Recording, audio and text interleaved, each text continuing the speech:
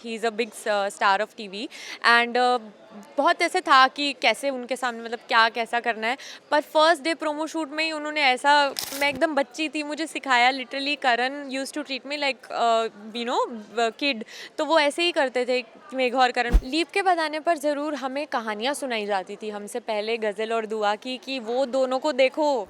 स्वागत है आप सभी का फिल्मी बीट पर दोबारा, और हमारे साथ हैं सीरत कपूर। वेलकम ऑन फिल्मी बीट। Thank you. कैसा लग रहा है सुपर नेचुरल शो का हिस्सा बन के? बहुत एक्साइटमेंट हो रही है और अभी तक बहुत मज़ा भी आ रहा है, क्योंकि ये कॉमेडी शो है और सुपर नेचुरल भी है, और हम लोग इतनी मस्ती मज़ा करते हैं सेट पे कि हंस हंस के पेट दर्द हो जाता है। अच्छा, बेस्ट पार्ट क्या है इस शो का?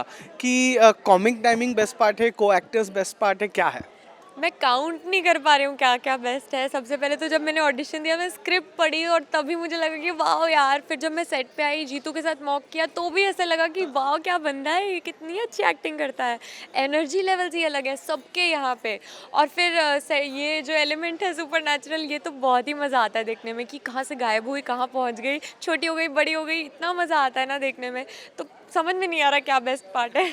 अच्छा, टेल मी वन थिंग, हमें जो पता चला है वो ये कि इस शो में पहले निहारिका थी और उसके जगह पर आप आए हो, तो रिप्लेसमेंट का कारण, या एक आर्टिस्ट को जब एक आर्टिस्ट रिप्लेस करता है तो वो एक अंदर रहता है, क्योंकि आप भी आर्टिस्ट हो, मैं भी कहीं आर्टिस्ट हूँ, कहीं ना कहीं ये होता है। तो ये सर्कल, ये अंदर के जद्दोजहद को कैसे आप लोग हैंडल करते हो? जब मैंने ऑडिशन दिया तो मुझे पता नहीं था कौन सा शो का है। फिर जब फाइनलाइजेशन हो गई तो मुझे पता चला that it's a replacement, and I think मैंने जो शूट किया है वो सारा एकदम बिगिनिंग से शूट किया है। तो ऐसा नहीं रहा कि कुछ कंपैरिजन है या कुछ सेम चीज़ करना है, ये डिफरेंट करना है, तो वो इजी ही रहा। और जहाँ तक हमारी कम उसकी बात है कि बैगेज या कुछ ऐसा, तो आई डोंट थिंक वो पर्सन टू पर्सन डिपेंड करता है, क्योंकि अगर आप बैगेज लेके चलोगे तो आप काम कैसे कर सकते हो नो। फिर 100 फैक्टर्स दिमाग में आ जाते हैं, कोई क्या बोलेगा, या ऐसा होगा या नहीं, या वैसा होगा। तो वो सब चीज़ें मैं इतना बोझ नहीं देती हूँ दिमाग पे, मैं बस अपना काम करती हूँ और आई होप कि मैं अच्छे से करूँ, 100% दे पाऊँ, बस ये एक मोटिव। प्रोमो देख के हमें तो अंदाजा लग गया है कि क्रेजी मजा आने वाला है।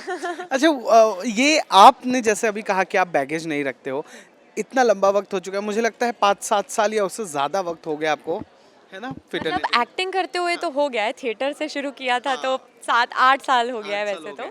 तो इस फिटरनिटी का हिस्सा होने के बाद कभी आपको इस तरह से ओवरनाइट रिप्लेस किया गया हो या चेंज किया गया हो किसी शो से? ऐसा तो मतलब टचवुड मेरे साथ नहीं हुआ है अभी तक। और मतलब 2 शो जो आपको पता ही होगा जो मैंने शोज़ किए हैं, तो वो शोज़ लीप के बाद आए थे, तो मैं लीप के बाद गई थी। तो ये पहला शो है जिसमें मैं स्टार्टिंग से एकदम इस शो का पार्ट हूँ, तो उसके लिए भी मैं एक्साइटेड हूँ कि मैं फ्रॉम द स्क्रैच किसी चीज़ का पार्ट हूँ। तो ऐसा तो नहीं हुआ है अभी तक कहीं और। अच्छा, ये आपने कहा कि बैगेज बैगेज नहीं करना है, कैरी नहीं करना है, और लीप का पार्ट थे, तो जिस इसके पहले वाला जो शो था रब से दुआ की अगर मैं बात कर लूँ, तो वो एकदम पॉपुलर शो था, और जब आप लोग आए तो धीरज भी था आपके साथ।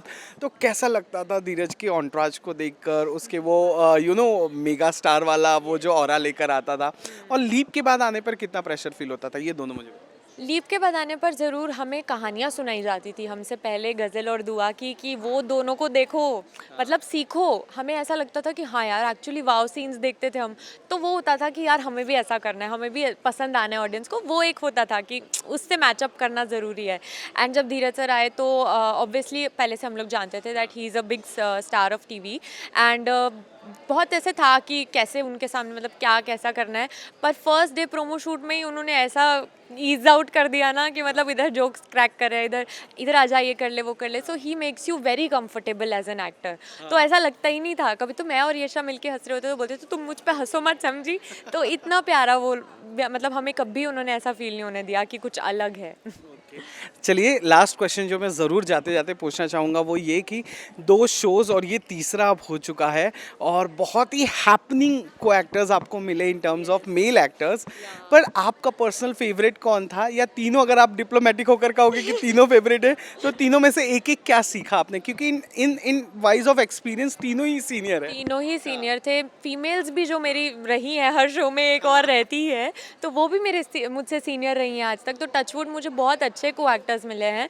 फर्स्ट शो में तो मैं एकदम बच्ची थी, मुझे सिखाया literally, Karan use to treat me like you know kid, तो वो ऐसे ही करते थे। मेघा और करण बहुत प्यार से ट्रीट करते थे। एंड देन रब से है दुआ में तो धीरज सर थे, तो he was already so experienced. He also, I learn so much, I learn work ethic, I learn how to be on set. भाई जैसी फोटोज वो खिंचवाते हैं मुझे नहीं लगता कोई और खिंचवा सकता धीरज। है। The persona he has, the presence he has, it is amazing. And Yesha, as you guys might know, she is my love of my life. तो मतलब मैं लकी रही हूँ को एक्टर्स के मामले में। और पारस के साथ काम करके तो मुझे ऐसा लगा इतना पैशनेट कोई इंसान, बहुत रेयर एक्टर्स मिलते हैं आपको ऐसे जो अपने काम को लेके इतने डेडिकेटेड और हार्ड वर्किंग होते हैं। तो पारस के साथ काम करके मुझे बहुत अच्छा लगा। एंड टचवुड हम लंबे टाइम तक साथ में काम करेंगे। बिल्कुल, वो एनर्जी आप में भी नजर आ रही है, एनर्जी मैच होता नजर आ रहा है। We wish you very best of luck. कैसा लगा फिल्मी बीट से बातचीत? बहुत मज़ा आया मुझे, और आई होप आप लोगों से भी बातचीत होती रहे हमारी। डेफिनेटली होगी। Thank you. Thank you so much. Thank you.